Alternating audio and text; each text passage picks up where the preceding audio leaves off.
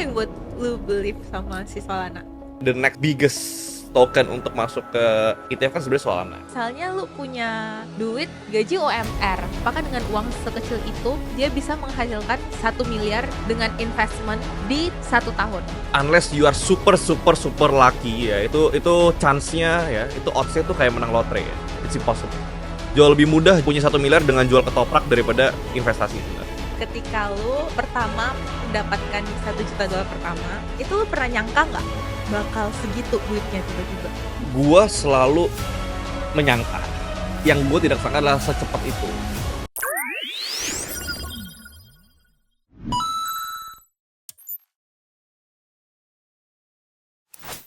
Hai guys, balik lagi di podcast Koin kami. Hari ini kita kedatangan tamu yang spesial banget.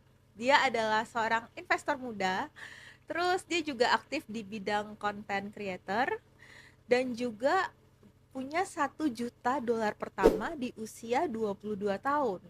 Penasaran kan? So please welcome David Noah. Hai teman-teman semua, salam kenal. So sebelum kita masuk ke investasi, aku mau nanya-nanya dulu, gimana sih background kamu dari kecil, gimana sekolahnya, gimana sampai bisa tertarik sama investasi? Jadi dulu kecil sebenarnya bokap nyokap dari working class family lah ya. Jadi bokap dulu ikut bosnya, kita pindah-pindah ke banyak daerah ya, sempat tinggal di Jakarta, Surabaya, Batam, Bogor. Jadi basically udah keliling Indonesia buat nemenin bokap kerja. Nyokap ibu rumah tangga sambil dulu jadi chef ya nyokap ya. Jadi nyokap tuh di bidang F&B, jadi chef, pernah bikin catering, sampai akhirnya ya jualan-jualan gitu aja sih. Jadi coming from a working class family, di awal-awal ya udah awal cuma mikir sekolah doang, lalu setelah lulus sekolah kuliah kerja yang bagus punya gaji, terus tiba-tiba jadi kaya. Kan dulu awalnya mikir bahwa the path to building wealth adalah kayak gitu secara konvensional gitu kan. Cuma pertama kali kenal investasi itu di umur 15-16 tahun lah ya, itu 2016. Jadi perpindahan dari 15 ke 16 tahun. Berarti itu masih sekolah dong, masih SMA? SMA, betul, SMA kelas 2 ya waktu itu ya. Oke. Jadi pertama kali kenal investasi karena sering baca buku, dulu main Instagram, udah ada Instagram kan. Tapi yang aku follow tuh akun-akun luar negeri. Jadi mungkin sampai sekarang masih ada, namanya tuh Minority Mindset. Ini teman-teman juga bisa cek di Instagram. Sama Millionaires Mentor namanya. Jadi mereka tuh dulu suka kasih kayak free ebook kayak gitu untuk di-download terus dibaca. Akhirnya baru kenal tuh konsep tentang investasi, tentang aset kayak gitu. Dari situ akhirnya ya perlahan-lahan belajar. Dulu kan sambil dagang juga di sekolah ya. Jadi karena dulu memang, jadi 2015 tuh buat teman-teman yang nonton mungkin tahu ya, bahwa komoditi tuh hancur tuh tahun itu. Dan dulu bokap tuh kerja di tambang batu bara lah zaman dulu. Terus akhirnya komoditi hancur, bokap juga jadinya bisa dibilang hampir bangkrut lah ya, atau bisa dibilang bangkrut. Jadi ekonomi 2015 tuh memang lagi kacau banget waktu itu. Sampai ngasih uang jajan aja tuh cuma cukup buat makan di sekolah doang kayak gitu. Jadi gue harus jualan ya waktu itu, jualan nugget, jualan custom case, jualan baju and everything ya, untuk bisa dapetin uang lebih buat jajan, buat jalan, buat ngajak cewek nonton zaman dulu kan. Awalnya sih asal muasal dagang ya, terus asal muasal kenal investasi, sesimpel ya pengen kaya aja gitu. Nice. Gimana rasanya punya maksudnya dari situasi yang lumayan susah ya waktu itu, struggling ya, terus tiba-tiba pas umur 22 jedar punya kayak $1 juta. Rasanya ya, jujur kalau jadi investor ya, kekayaan kita tuh sangat sulit dirasakan. Kenapa? Karena uangnya kan harus kita gulung balik ke investment kita, ke bisnis kita. Jadi sebenarnya di atas kertas ya mungkin kita punya uang yang sangat banyak gitu. Tapi yang bisa dipakai untuk beli mobil dan sehari-hari mungkin 10% aja nggak nyampe gitu. Karena kan kita harus nge-compound terus duit kita kan. Jadi kalau ditanya rasanya apa, jujur beda ya. Mungkin kalau aku tuh artis gitu, dapat 10 miliar, wah mungkin hidupnya langsung lavish banget gitu. Tapi seorang investor, dia punya 10 miliar, 100 miliar, kayak hidupnya nggak akan jauh beda. Mungkin sampai certain level kita bisa mulai menikmati uang kita, baru mungkin di situ ada perbedaannya. Tapi kalau sekarang ditanya perbedaan terbesar mungkin cuma peace of mind aja kali ya. Oke. Peace of mind bahwa kita tahu kita nggak perlu worrying about money anymore gitu. Jadi kayak kita bisa ngelakuin apapun tanpa ngitung uang di situ. Kayak misalkan kerjaan kita nggak suka nih, ya udah mesti diambil. Oke. Terus dalam mencapai 16 miliar pertama itu kan pasti lu ada kayak belajarnya, uang Oh iya, sekolahnya. banyak banyak Itu boleh banyak. ceritain nggak? Oke. Jadi sebenarnya uang sekolah itu udah di-spend dari 2016 ya. Jadi awal-awal tuh zaman dulu hampir semua seminar bisnis, seminar keuangan, investasi tuh gue udah ikutin semua lah zaman dulu yang ada di Indonesia ya.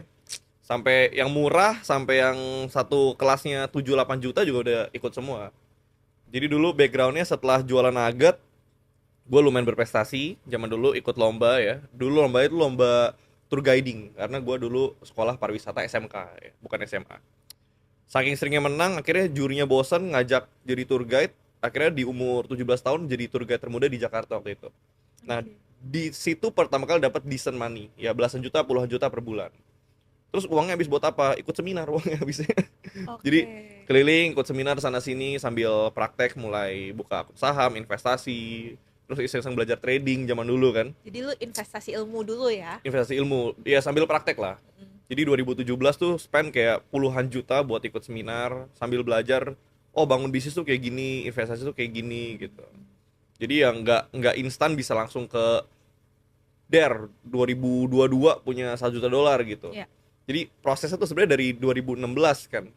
Jadi sebenarnya kalau dipikir-pikir tuh prosesnya nggak gampang, lumayan lumayan susah juga. Cuma bedanya adalah gua mulai di titik yang lebih awal aja dibanding kebanyakan orang kayak gitu. Karena misalkan gini, kita kuliah gitu kan, lulus umur 22, lalu mulai kerja umur 23. Umur 28 yang dapat 1 juta dolar pun banyak. Itu kan sama aja kayak gue mulai kerja umur 16, dapat 1 juta di umur 22, ya sudah sama aja time frame-nya. Cuma terdengar keren cuma karena gue mulai lebih awal doang, begitu doang. Nice, Kayak gitu. nice. Gimana sih cara screening investasi eh, ala kamu? Bukan cuman di saham, tapi sama instrumen-instrumen lain.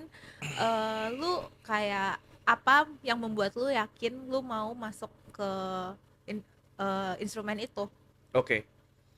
Pertama adalah circle of competence ya. Kalau kata Warren Buffett tuh jangan pernah invest di luar dari circle of competence kita. Oke. Kayak misalkan my circle of competence sekarang adalah di saham gitu kan. Ya saham Indo, saham US. Cara analisisnya sebenarnya nggak beda jauh. Lalu ada beberapa juga alternatif investment. Contohnya apa? Ada commodities ya, ada gold, silver, oil, lalu ada juga crypto ya. Lalu gimana cara kita nge-screen investment mana yang sekarang kita pengen taruh adalah based on sama makroekonomi sebenarnya. Oke, menarik. Jadi kayak fundamental dan makroekonomi itu sebenarnya bisa berjalan beriringan. Contoh, kalau misalkan di market Indonesia gitu ya, perusahaan yang bagus bisa jadi harganya turun drastis ketika makroekonomi jelek karena kita bergantung sama uang asing. Oke. Nah, on the other hand, kalau kita ngerti uang itu berpindahnya kemana, kayak misalkan kalau kita yakin bahwa rupiah kita akan melemah against USD, USD akan menguat gitu kan, ya mungkin kita bisa hedge-nya ke gold. Jadi Oke. ketika lagi banyak uncertainty di dunia ini kan, safe haven biasa kan naik. Safe haven sekarang kan orang selalu nganggapnya oh, USD, lalu gold gitu kan.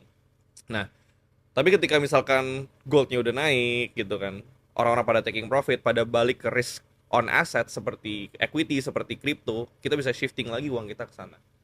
Jadi sebenarnya perputaran investment kita based on makroekonomi itu, kayak gitu. Oke.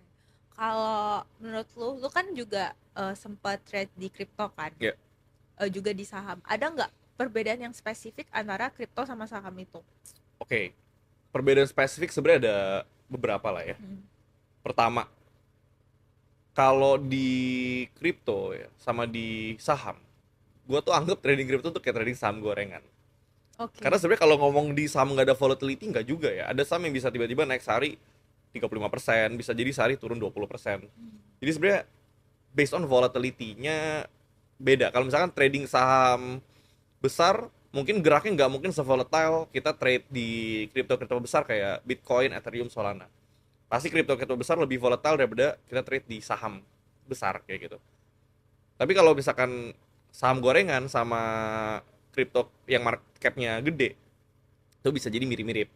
Nah, kalau altcoins tuh beda lagi tuh. Kalau altcoins tuh geraknya mirip sama derivatif kayak XAU USD kayak gitu. Volatility-nya sama. Oke. Jadi kita juga ketika invest kita juga lihat di situ sih. Kita lihat liquidity, kita lihat volatility untuk nentuin seberapa gede kita masuk di instrumen itu juga. Nice. Terus ada nggak strategi atau indikator khusus yang lu pakai buat entry sama exit market? Oke. Di saham apa di mana nih? Oke, di saham sama Oke. di saham sama di kripto deh. Oke. Kalau di kripto gara-gara banyak ngikut partner gue Anthony Cipto, hey man, kalau nonton dia tuh banyak main naratif sih. Jadi dia tuh pindah-pindahnya kayak jago lah dia. Jadi gue juga nggak sebegitu expertnya di kripto, tapi setelah ngeliatin cara dia main, oh ternyata cara paling efektif adalah pindah-pindah naratif. Jadi kita ngeliat sebenarnya konsepnya tuh mirip banget sama saham. Oke. Setelah gue kurang lebih 8-9 tahun di financial market, mau itu gold, mau itu silver, mau itu oil, mau itu crypto, mau itu saham Indo, saham US, everything, it's based on money flow. Jadi ketika ada uang masuk ke dalam suatu aset akan bergerak. Sebenarnya sesimpel itu aja gitu kan. Jadi kalau ditanya indikator apa, ya kita sebenarnya ngeliat flow ya. Jadi kita coba ngeliat kayak, karena gini, gue percaya there's always a bull market somewhere. Jadi ketika crypto bear, terus masa kita pensiun kan enggak gitu, kayak ada bull market di tempat lain. Bisa jadi ketika crypto bear, oh gold lagi bull. Ketika goldnya bear, oh bisa jadi US stocks. Kayak sekarang kan Magnificent Seven ya, Nvidia kan bullish gila-gilaan. Terus ketika Magnificent Seven itu meledak, oh China stock rebound. Terus China stock selesai, oh Indo stocks rebound. Jadi sebenarnya kalau kita mikirnya globally, there's always a bull market somewhere. Tinggal gimana cara kita ngebaca flow uangnya muternya gimana kayak gitu. Jadi yang kita lakukan sehari-hari ya kita terbiasa ngelihat si flow ini putarnya kayak gimana gitu sih. Nah, terus kalau di trading sama investment itu kan Hmm, kadang kita ada rasa FOMO sama greedy ya. pasti, pasti. Gimana sih cara lu buat handle itu? Buat handle psikologi itu. Punya sistem yang kita disiplin ikutin. Jadi every investors and trader harus punya their own thesis, harus punya kayak oh ini sistem yang gua nggak boleh langgar nih. Kayak contoh kalau di trade gitu kan. Misalkan kita tahu, oh kita tuh nggak boleh trade di assets yang lagi downtrend misalkan.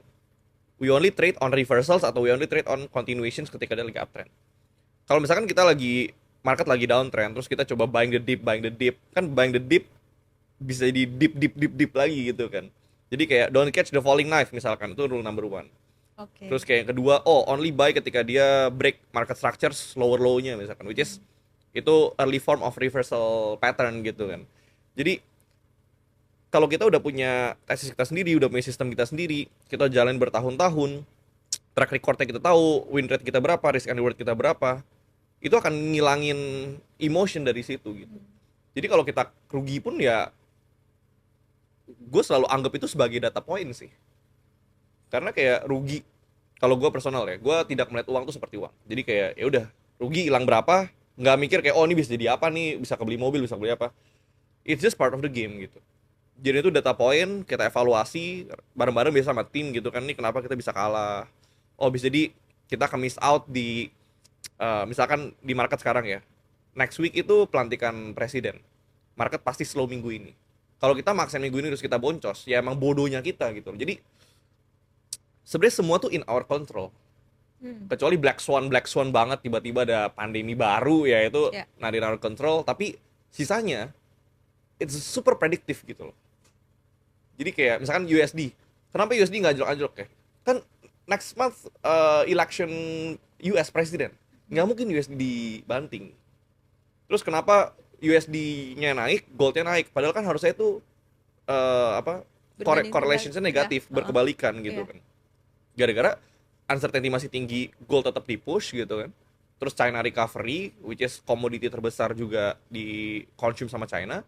Lalu USD dijagain sama US untuk menjelang elections. Jadi kan yang kayak gitu-gitu sebenarnya bisa kita baca semuanya.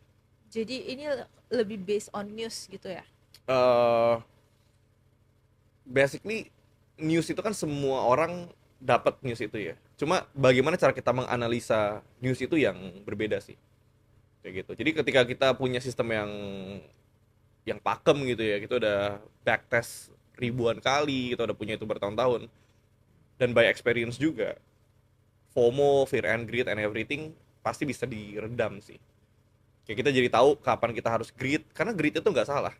Kalau lagi bull market kita nggak greedy, kita nggak akan make any money. Tapi kalau lagi sideways atau lagi bear, kita juga nggak tahu kapan waktu kita takut, duit kita juga bakal hilang banyak. Betul. Jadi sebenarnya the balance between fear and greed itu yang bagus lah kayak gitu. Nice. Jackpot terbesar lu di investment tuh boleh spill nggak? Dari mana? Oke, ada 3 sih. Oke. Satu di saham ya. eh Gak tahu ya boleh sebut ticker atau enggak ya. Ada saham batu bara. Itu $1 juta pertama gue dari saham itu 2022. Lalu Boleh dong 2023, sebut tikernya. oh sahamnya Bumi Resources ya. Oke. Ketika Salim mau masuk ke Bumi Resources, Anthony Salim mau masuk ke Bumi Resources, itu harganya gerak sekitar 200% kurang dari 3 bulan. Itu one of my biggest bet ya. Dan it pays off untungnya 2022. Kenapa kamu se-convince itu buat jadi ini tuh biggest bet kamu? Oke, sebenarnya ada beberapa informasi yang nggak bisa di-share ke publik. Tapi simpelnya ada satu trust fund di Amerika namanya nggak tahu sih boleh sebut atau enggak ya. Boleh. Emang nggak boleh? Namanya Watiga Trust ya. Watiga Oke. Trust ini dipakai sama beberapa konglomerasi di Indonesia. Terus tahu dari mana? Nah, ini nggak boleh kasih tahu ya, cari tahu yang gimana ya. Lalu di momen itu harga bumi masih 59-60 perak. Mereka masuk tuh sangat banyak ya. Bahkan waktu itu sampai 7% dari total bumi waktu itu mereka masuknya.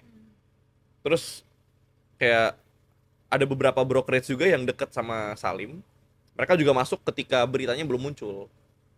Kayak gitu. Jadi kita udah nge-sense itu karena kita orang di market, kita udah terbiasa ngeliatin flow broker summary and everything. Kita jadi bisa ngebaca kok kayak ada something interesting, kayak ada sesuatu yang mungkin sesuatu yang besar yang belum ke publish gitu. Terus akhirnya kita awal cicil beli 2 bulan 3 bulan kita beli, kok harganya nggak gerak-gerak sampai bulan Agustus ya kurang lebih ya, itu ada berita bahwa bumi itu mau diakuisisi tapi belum tahu sama siapa. Terus kita ngelihat bahwa sister company bumi namanya BRMS udah diakuisisi dulu sama Salim. Jadi kita betting waktu itu adalah oh Salim juga yang akan masuk karena kan hubungannya sama Bakri deket. Ya the rest is history. Akhirnya meledak luar biasa, 3 bulan naik 20%. Akhirnya kita cash out. Tapi sempat kebakar juga ya. Januari 2023 kita hilang 1,7 M gara-gara kita coba untuk ketika saham terbang pas koreksi kita mikir ini koreksi bentar doang nih, kita sikat lagi, taunya kebantai di situ. Akhirnya bumi ternyata cuma naik terus hancur lagi gitu. Akhirnya 2023 IHSG itu jelek, kita cash out almost beberapa ya sebagian besar lah IDR pindahin ke USD karena kita nge-hedge market kan. Akhirnya kita taruh di derivatif di gold sama kita taruh di crypto di Solana. Nah, itu 2 jackpot lainnya tuh, satu gold XAU, satu Solana. Lu masuk di berapa Solana? $70 dulu. Wah, mantap. Sebenarnya diajakin partner gue tuh dari $8, $10. Tapi dulu tuh masih berkutat di market Indo kan. Jadi kayak apa sih emang bisa naik berapa sih? Oh ya kalau beli kan harusnya udah naik 15x kan harusnya kan. Tapi akhirnya jadi ngikutnya di $70 tapi ya lumayan karena kan Solana kan sebenarnya rangingnya gampang ya dulu ya. $100 beli ya, 140, 50, 60 jual gitu kan. Sebenarnya kan gampang tuh. Track kita bisa 3 kali 40% range kan. Masih hold nggak Solananya? Ada lah, masih ada dikit. Tapi dibanding zaman dulu porsi udah lumayan banyak berkurang. Ngomong-ngomong soal kripto, lu kok bisa dari saham? Biasanya tuh kan saham bros sama kripto bros tuh kayak Fight. iya. Oh. Lu kok kayak mau juga mencoba ya seperti yang lu bilang kan kayak kenapa enggak kalau ada cuannya kan. Iya. Tapi apa sih yang membuat lu yakin selain daripada itu? Kalau di kripto ini harusnya bisa berkembang. Sebenarnya kalau kalau gue tuh tipikal investor yang holistik ya, maksudnya nggak milih-milih instrumen. Kayak contoh nih ya, ini botol minum nih. Kalau yakin industri akan bullish, gue akan invest di botol minum. Jadi yang gue suka tuh bukan asetnya. Gue nggak suka saham, gue nggak suka kripto, gue nggak suka apapun, yang gue suka uangnya gitu kan. Nice. As long it will make me money, I will invest gitu loh. Dan kalau kripto sebenarnya gue nggak consider itu sebagai investments. Gue consider itu purely sebagai trade saja. Karena kalau invest kan you need to invest in what you believe, harus yang kita percaya. Kalau nggak, it will become a super stressful holding period. Jadi kalau untuk sekarang, karena gue basisnya itu saham, gue tuh pure pure believer di fundamentals. Jadi kayak ini aset yang kita beli harus kita tahu cara kerja gimana, cara make money-nya gimana, terus kita bisa ngitung valuations-nya berapa. Sedangkan kalau di kripto kan token-token yang kita beli kan untuk mensupport suatu project or community gitu kan. Jadi kan it's based on apa ya, attention based liquidity lah. Jadi di mana attention itu pergi, liquidity-nya ada gitu kan. Jadi ya gue anggap itu tuh mirip sama gold sebenarnya. Jadi basically itu trade doang. 3 kripto favorit kamu? 3 kripto ya? Ya, 3 ticker favorit kamu selain Bitcoin, Ethereum, Solana. Apa ya kita kemarin masuk ya? Jarang sih kita masuk ke altcoins. Bener-bener dari detik awal sampai terakhiran gue cuma masuk di 2 token sih, Solana sama Ethereum doang. Tapi ya my biggest portfolio itu kayak 90% portfolio di Solana. Ya, I'm a huge believer Solana di cycle barusan. Apa yang buat lu believe sama si Solana? Karena kan kemarin naratifnya ETF kan, Bitcoin ETF, Ethereum ETF, BNB nggak mungkin ETF gara-gara dia kan link sama Binance. Jadi kan sebenarnya the next biggest token untuk masuk ke ETF kan sebenarnya Solana. Jadi kayak, dan ngelihat sekarang kan meme coin juga banyak di Solana ecosystem. Jadi kayak kalau secara infrastrukturnya makin bagus gitu kan, terus orang-orang attentionnya semua pakai Solana, nggak mungkin harganya dihancurin gitu kan. Jadi basisnya itu sih, kayak it will become the next Ethereum mungkin ya, kemarin tesisnya ya. Gitu sih. Sekarang kita masuk ke topik lain. Boleh. Menurut kamu setuju nggak sama konsep bekerja sesuai sama passion? Karena kan banyak juga orang yang ujung-ujungnya dia bekerja sesuai passion tapi banyak yang nggak berhasil. Dan justru berhasilnya karena nggak sesuai sama passion dia. Menurut lu gimana? Apakah mereka salah penerapannya atau gimana? Kalau menurut gue passion itu suatu konsep yang abstrak. Kayak apalagi buat orang super logik kayak gue tuh tidak melihat kenapa kita harus bekerja sesuai passion. Kalau menurut gue ya, ini bisa jadi orang nggak setuju. Yang gue setuju adalah bekerja sesuai sama opportunity. Jadi dalam hidup ketika kita dihadapkan dengan opportunity, kita harus sikat aja gitu. Dimana ada duitnya, sikat aja dulu. Karena ketika kita udah punya banyak duit, kita bisa ngelakuin semua passion yang kita mau. Nah, tapi satu prinsip yang gue punya juga adalah you need to always enjoy apapun yang kita lakukan. Jadi walaupun itu bukan passion kita, ya udah jalin aja dan berusaha untuk nikmatin. Karena semakin kita jago, semakin kita suka ya. Semakin kita jago, kita akan semakin suka ngelakuin suatu hal. Sedangkan kalau kita idealis, kita cuma mau ngerjain passion kita gitu kan, terus ujungnya kita malah nggak punya uang, menderita cuma gara-gara idealisme kita. Sedangkan hidup ini kan banyak tanggung jawab ya. Kita punya tanggung jawab ke keluarga, kita punya tanggung jawab ke tim ya, ke karyawan-karyawan, kita punya tanggung jawab ke masyarakat. Kita juga bahkan punya tanggung jawab ke diri kita sendiri. Jadi itu harus ditaruh di atas passion gitu. Kayak gitu sih. Lu setuju nggak sama konsep work and life balance?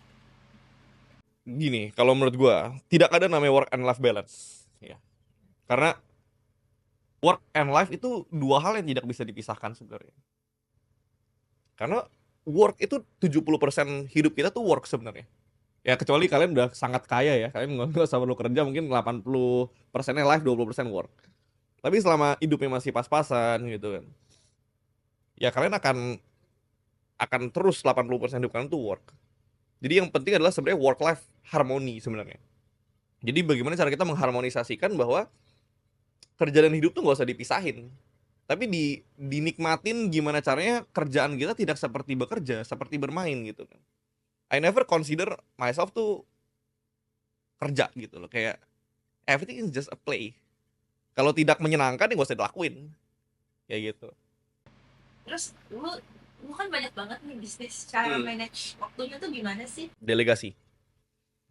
Jadi masing-masing investment atau company portfolio yang kita invest, atau kita kan ada invest di gold, kita ada invest di crypto, kita ada di saham Indo, saham US. Masing-masing market tuh ada PIC-nya lah, bahasa simpelnya. Gue udah punya partner yang mantengin market itu, yang ngebantu liatin portofolio kita. Jadi basically hidup ini ngomongin tentang building a team ya. Bagaimana cara kita menemukan partner yang solid, yang bisa lengkapin kelemahan kita. Bagaimana kita menemukan orang yang bisa kita percaya, ya, bisa kita nurture kayak gitu. Karena nggak mungkin kita bisa ngerjain semuanya sendirian. Benar. Jadi kalau prinsip gue, lebih baik punya 10% dari 10 triliun, 10 triliun, company 10 triliun, daripada punya 100% company yang harganya cuma 100 miliar gitu. Jadi ya, kita nggak mungkin bisa ngerjain semuanya sendirian anyway. Lebih baik berpartner, tapi kita make uang yang sangat banyak sampai pas nyampe ke kita uang ya, oh tetap banyak kayak gitu. Nice.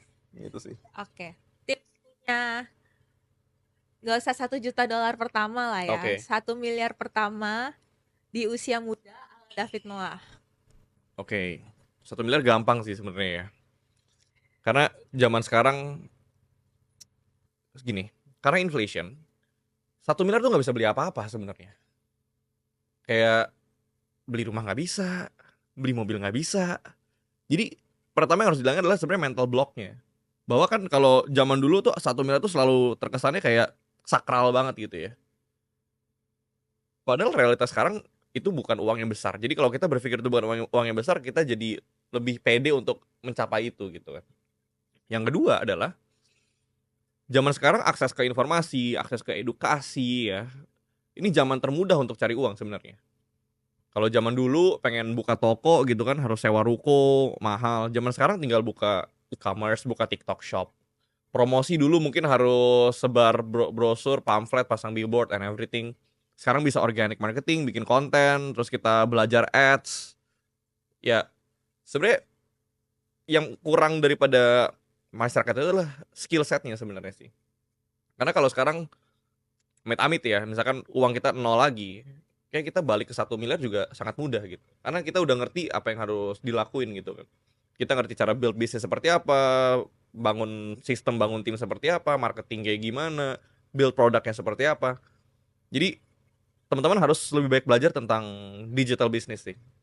Kayak gimana cara nge-capitalize attention ekonomi ini, lalu gimana cara catch attention di social media yang sangat crowded, terus gimana cara kita build products yang emang solve real problems yang dibutuhkan audience, lalu gimana cara kita memarketingkannya, distributionnya. Setelah bisnis, uangnya udah banyak, nah next game-nya adalah gimana cara kita ngegulungnya di investment, kayak gitu.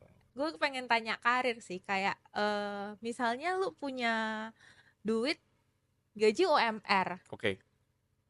Lu punya kos-kosan, bayarnya aja udah berapa misalnya orang ngekos. Terus belum lu beli makan, belum beli kebutuhan sehari-hari. Apakah dengan uang segitu dalam waktu kayak let's say dia punya sisa uang, apakah dengan uang sekecil itu dia bisa menghasilkan 1 miliar pertamanya, 1 miliar dengan investment di 1 tahun? Oke. Unless you are super lucky ya, itu chance-nya ya, itu odds-nya tuh kayak menang lotre ya. It's impossible. Jadi kita harus mulai berpikir secara realistis ya, bahwa jauh lebih mudah jadi punya 1 miliar dengan jual ketoprak daripada investasi sebenarnya. Karena jual ketoprak ya kita tahu semua orang butuh gitu kan. Kalau investment ya, kadang mungkin di kripto, di meme coins gitu, orang selalu ngomong tentang oh gue 100x duit gue gitu kan. Cuma yang nggak banyak orang ngomongin adalah oh banyak juga yang bangkrut. Dan sebenarnya narasi tentang oh gue bisa jadi kaya dengan investment and everything, itu narasi yang menurut gue kurang tepat. Ya mungkin itu bisa bisa di narasi yang bisa digemborkan untuk orang yang punya 1 miliar ke atas. Ya orang-orang yang udah mulai ngerti tentang investasi, mereka udah pernah tahu ya susahnya membangun kekayaan, susahnya nyari uang. Tapi kalau narasi itu kita kasih ke orang UMR gaji 5 juta, gaji 10 juta, oh bisa kaya lu investnya di sini. Buat gue tuh menyesatkan ya. Itu sesat menurut gue. Jadi kalau ditanya UMR ya, apa yang harus dilakukan terus gimana kaya dengan gaji UMR, yang nggak bisa, mana bisa kaya dengan gaji UMR. Berarti semua investment yang kalian lakukan adalah harus investment ke diri kita sendiri. Ya, kalau kata Hormozi kan, jangan invest ke S&P 500, invest tuh ke S&Me gitu kan. Jadi jangan invest ke saham, invest tuh ke diri kita sendiri aja. Sampai kita punya certain skill sets ya, bisa making kita mungkin 20-30 juta sebulan. Ya, atau bahkan ya 10 juta sebulan, kalau kita masih ada uang lebih, kita pengen belajar investment tuh boleh. Tapi tetap kunci nomor satu adalah sebenarnya untuk yang gaji UMR, ya, find or make your way sampai ke income 100 juta sebulan dulu. Kalau income belum 100 juta sebulan ya, jangan berharap terlalu banyak di investment. Kayak gitu. Karena investment kan sesuatu hal yang nggak pasti ya. Dan kalau kayak kita sekarang kita making duit ya karena kita udah punya duitnya. Zaman dulu kan kita harus kerja sangat keras untuk getting the active income dulu gitu. Sebelum kita dapat portfolio income kayak sekarang gitu kan. Terus gue juga mau nanya, gue tahu network kamu tuh keren-keren. Gimana caranya kamu bisa kayak berada di circle itu? Kayak tips networking ala David Noah gimana sih? Tips networking adalah jangan mencoba networking. Let it comes to you naturally. Jadi ketika kita punya certain value, lalu kita punya intention yang baik ya, maksudnya oh gue tuh pengen kenal lu, gue pengen berteman. I don't need anything from you. Gue nggak butuh uang, gue nggak butuh jabatan, gue nggak butuh kuasa, gue nggak butuh protections and everything. Gue cuma mau purely berteman. Nah ketika kita punya certain value ya, lalu kita niatnya baik, oh gue pengen berteman, lama kelamaan orang akan melihat kita sebagai orang yang menyenangkan. Itu yang pertama, itu yang paling penting. Kita harus dilihat orang sebagai orang yang menyenangkan. It's good to be around him gitu. Karena ketika kita punya karakter seperti itu, lama kelamaan network kita akan berkembang. Karena gini, the thing about networking, cara networking paling efektif adalah dari teman ke teman. Itu paling efektif. Kalau kita cold calling kayak misalkan di Instagram, kalau kita follow terus kita kayak, hey bro, I love your content, boleh ketemu nggak misalkan. Itu respect levelnya akan jauh di bawah ketika kita di refer sama teman. Kayak misalkan my business partner atau teman-teman deket gitu kan, ngajak ketemu, bro kenalin ini teman baik gue, oh ini business partner gue. The level of respect tuh langsung kayak naik. Kita akan lebih diingat, omongan kita akan lebih didengar. Tapi kalau cold calling, kita reach idol kita misalkan gitu kan, gue gini, dia akan ngeliat lu sebagai fans, bukan sebagai lawan ngomong yang sepantar, sebanding kayak gitu. Jadi networking tuh nggak boleh dipaksa. Memang kalau belum levelnya jangan dipaksa. Karena ketika networking pun kita kan harus ngikutin lifestyle dia juga. Ya kalau misalkan kita jalan-jalan terbangnya harus sama. Kalau dia naik bisnis masa kita naik ekonomi kan nggak mungkin gitu kan. Terus nginep di hotel yang sama. Ya, misalkan hotel mereka biasa 20 juta semalam, kita biasa 2 juta semalam, ya kita boncos juga kalau nggak punya kapasitinya. Jadi network tuh dibangun pelan-pelan aja dari bawah, nggak apa-apa berteman. Semakin kita makin tinggi, makin ke atas, network kita makin kuat pun ya. Jangan juga lupain network-network yang mungkin masih berusaha untuk menuju ke atas. Humble ya. Stay humble, always stay humble. Karena kita nggak pernah tahu loh. Kayak contoh ya, 5 tahun yang lalu, I am no one. No one knows me ya. Literally no one ya. Orang yang sangat tidak penting, yang dunia nggak tahu siapa gitu kan. Ya sekarang pun nggak penting-penting amat sih. Maksudnya juga nggak tahu-tahu banget. Tapi at least udah ada di posisi yang jauh lebih nyaman dibanding ketika gue tuh awal merintis. Nah 5 tahun yang lalu siapa yang tahu gue bakal jadi gue yang sekarang. Mungkin sangat sedikit orang yang tahu gitu. Tapi kan berarti kan gini, dulu mungkin orang yang kenal gue lama dulu ngeremehin gue, oh sekarang mungkin jadi sangat baik. Jadi how others treat you ya, level of respect orang tuh juga akan berubah seiring dengan seberapa meningkatnya value kita. Kayak gitu sih tips networking. Nice.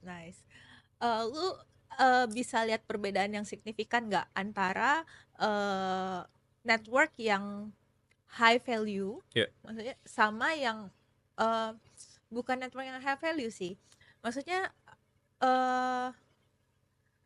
orang yang ada di certain class, kayak dia udah punya bisnis besar dan lain-lain, sama orang yang let's say dia punya gaji UMR. Ada nggak bedanya? Kayak daya juangnya atau apa yang bikin mereka berbeda? Menarik. Apa yang bikin mereka berbeda sebenarnya adalah karena gini, orang-orang yang udah di levelnya udah tinggi ya, mereka nganggap sesuatu yang mustahil tuh sehari-harinya mereka. Jadi kayak orang UMR gini, sebenarnya problemnya selalu di mental block ya. Orang UMR selalu menganggap bahwa 100 juta per bulan tuh mustahil gitu. Kalau kita ngomongnya 100 juta per hari misalkan gitu, atau misalkan ada orang ngomong 100 juta gue per detik kayak gitu. Jadi apa yang mustahil buat orang UMR itu per detiknya mereka tuh pun ada kayak gitu. Jadi kita harus selalu percaya bahwa dalam hidup ini nggak ada limitasinya sebenarnya. Dari manapun kita berasal, asalkan kita mau, kita pengen pelajarin caranya, nggak pernah ada limitasi. Terus orang UMR dan orang-orang yang level tinggi ya, problem solvingnya sangat beda kelas sih. Kalau orang UMR tuh selalu playing by the rules ya, maksudnya by the book gitu kan. Sedangkan orang-orang yang kelas atas selalu mikir kayak, kalau semua orang ngikutin buku, terus siapa yang bakal jadi sukses? Jadi sebenarnya jawaban itu bukan nggak pernah ada di buku. Jawabannya harus kita temuin sendiri di jalanan, maksudnya di praktikalnya gitu. Terus orang ini selalu menganggap bahwa masalah tuh sesimpel kayak main puzzle sebenarnya. Nggak mungkin nggak ada jawabannya, mustahil gitu. Selalu ada jawaban akan suatu masalah, selalu. Ya sesulit apapun masalahnya. Sedangkan orang-orang yang mungkin masih merintis di bawah gitu ya, yang harus mereka pelajari adalah gimana caranya sangat getol ada masalah.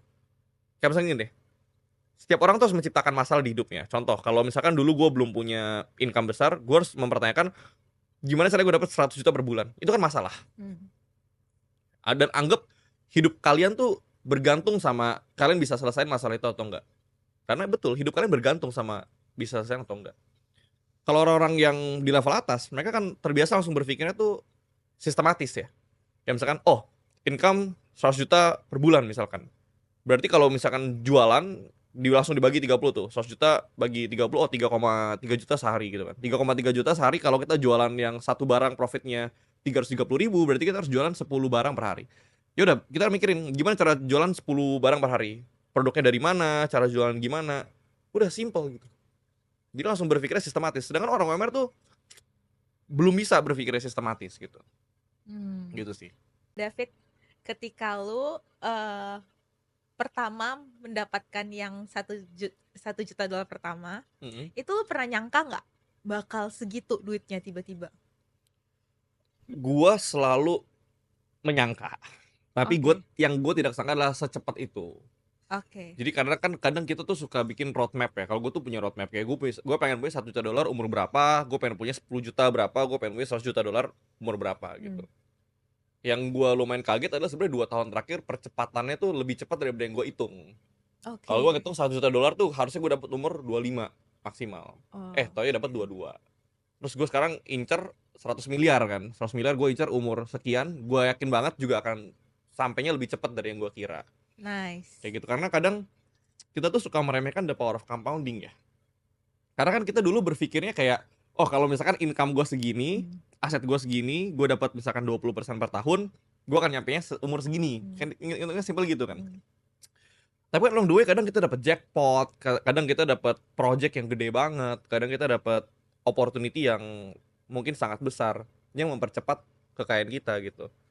Jadi kalau udah nemu caranya, kalau gue tuh namanya bisnis flywheel ya. Jadi kita harus tahu flywheel. Ketika uang masuk ke dalam perputaran kita, gimana caranya ngedablinnya cepet kayak gitu. Ya kalau gue doubling dengan cara ya gue berbisnis lebih banyak, gue invest lebih gede size-nya, lalu concentrated kayak gitu sih. Barang mahal apa yang pertama kali lu beli waktu lu dapetin duit segitu? Jujur, barang mahal apa ya? Jadi kalau gue tuh beli sesuatu lumayan impulsif ya orangnya ya. Jadi dan gue tidak anggap itu $1 juta itu hal yang spesial juga sih. Jadi pas dapat oke, seneng, tapi duitnya nggak gue tarik, gue reinvest lagi ke saham. Jadi kalau ditanya barang apa ya, ya mungkin mobil, rumah, jam dan lain sebagainya. Cuma ya itu ya gitu-gitu doang sih sebenarnya ya. Ya mobil ada kemarin beli Porsche, terus ntar ada mau beli-beli lagi. Cuma bukan wishlist juga sih itu. Emang pertama sesuai kebutuhan, kedua kalau lagi mau, jadi nggak ada yang gimana-gimana banget sih. Lu kan punya tim nih di perusahaan lu. Apa sih syarat kamu rekrut tim-tim kamu ini? Syaratnya yang pertama adalah karakter sih ya. Karena kalau kita ngelihat orang gitu ya, skill itu yang paling gampang diubah. Ya kasih 1 bulan kerja sama gue, kalau lu nggak pinter juga sih keluar aja gitu. Jadi skill tuh sangat gampang diubah. Yang paling susah diubah tuh karakter. Ini orang bisa dipercaya nggak? Ini orang jujur nggak? Ini orang baik nggak? Ini orang punya integritas, punya semangat juang nggak? Ini orang menyebalkan nggak? Itu penting banget tuh. Kalau nyebelin kan kita nggak suka deket-deket dia gitu kan. Jadi ini orang mau belajar nggak? Banyak banget karakter-karakter yang sifatnya soft skills. Karena soft skills lalu mentality mereka, cara mereka berpikir, cara mereka berjuang, itu jauh lebih penting daripada skill set mereka sekarang. Karena kita nggak bisa expect kayak, oh lu langsung masuk, lu tiba-tiba hebat, lu jadi orang yang sangat pintar, kan nggak mungkin bisa. Jadi kita harus nurturing mereka, kita harus ajarin, kita harus kasih mereka kepercayaan, kita harus kasih mereka room for mistakes. Itu sangat penting. Never expect ya orang tuh sempurna 100%. Kasih mereka room for making mistakes, tapi jangan kasih mereka room for making mistakes twice. Sekali itu kesalahan, 2 kali itu mungkin kepleset ya, tapi 3 kali itu pilihan. 3 kali ngelakuin kesalahan sama tuh suatu kebodohan kalau gue ngomongnya. Dan kita nggak pengen jadi orang bodoh gitu. Jadi ya yang lebih ditekenin sebenarnya secara karakter sih. Ada KPI khusus nggak kalau kerja sama David? KPI khusus sebenarnya nggak ada ya, just do everything perfectly without mistakes. Nah itu KPI ya. Ya, makanya gue selalu ngomong kayak semua yang lakukan dengan excellent. Jangan pernah, maksudnya ketika lakuin kesalahan sekali oke, nggak apa-apa gitu. Kita yang tanggung. Karena ketika tim lakuin kesalahan kan kita yang bertanggung jawab. Let's say tim losing us money, kan duit juga hilang, kita yang bertanggung jawab. Bukan dia yang kayak, oh lu 3 bulan nggak gue gaji, kan nggak kayak gitu. Jadi kayak sebagai leader kita harus tahu bahwa kesalahan tim adalah kesalahan kita juga. Tapi sebagai leader juga kita tahu bahwa ketika tim terus-terusan berbuat salah, kita tuh justru jahat ke mereka. Karena kita membiarkan dirinya jadi orang bodoh gitu kan. Kita harus kayak langsung, lu salah di sini, kita evaluasi bareng, next time lu jangan lakuin ini lagi. Jadi kalau KPI gue simple sih, just do everything perfectly. No mistake. Gue selalu ngomong, bahasa gue tuh no mistake. Kayak gitu. Terus lu ada target khusus nggak, kayak gue pengen pensiun dini nih, gue kayak udah pengen enjoy life umur segini. Detik ini pun gue enjoy life. Jadi justru kalau orang targetnya pensiun dini, target gue adalah bagaimana cara gue menciptakan hidup yang gue nggak usah pensiun. Karena ngapain pensiun dini, nggak ada kesenangannya gitu. Karena kayak contoh gue sekarang ya, gue besok mau sebulan di Eropa juga gue bisa. Atau gue tiba-tiba pengen 3 bulan di Himalaya jadi monk juga gue bisa. Bisnis gue tetap berjalan, investment gue tetap berjalan, gue tetap dapat duit. Besok pagi gue nggak mau kerja pun gue juga bisa gitu kan. Jadi gimana cara kita menciptakan sistem ya? Karena orang tuh selalu ngomong tentang sacrifice, tentang apa namanya, sesuatu hal yang kita korbankan gitu kan. Padahal kalau kita punya sistem, misalkan kita punya bisnis, kita invest, kita build team ya, kita hire managers, kita hire PIC, kita bikinin SOP-nya gitu, tanpa kita perlu in charge pun bisnisnya bisa berjalan. Itu makes us money, pertama. Kedua, investment. Kita taruh di suatu saham misalkan, yang ngasih kita 25% setahun, ya kan. Kita misalkan taruh 30 miliar, 25% per tahun kan sekitar 7,5 miliar gitu kan. 7,5 miliar bagi 12, 600 juta sebulan.